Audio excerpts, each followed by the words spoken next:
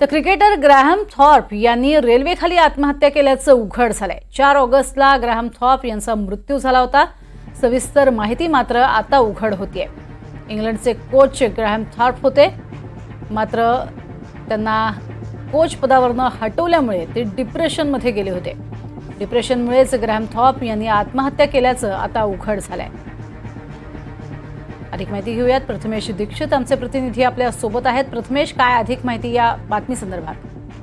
प्रज्ञा, ज्या क्रिकेट प्रेमींनी एकूण म्हणजे 90 ते 2000च्या अर्ली स्टेजमध्ये क्रिकेट फॉलो केलं असेल त्यांना माहिती असेल की ग्रॅहम थॉर्प हा एक इंग्लंडचा अतिशय उत्कृष्ट फलंदाज होता आणि मानसिकदृष्ट्या कणखर बॅटिंगसाठी तो ओळखला जायचा मैदानावरती। अशा खेळाडूने आपल्या वयाची 50 ओलांडल्यानंतर आत्महत्या केल्याचं वृत्त समोर येत आहे आणि महत्त्वाची बाब म्हणजे त्यांच्या निधनानंतर जवळपास आठवड्याभराच्या अंतराने त्यांच्या पत्नीने हा खुलासा केल्यामुळे सगळ्या क्रिकेट प्रेमींमध्ये एक अत्यंत त्यांना आश्चर्याचा धक्का बसलेला आहे किंवा त्यांना अतिशय वाईट वाटलेलं आहे असं म्हणावं लागेल।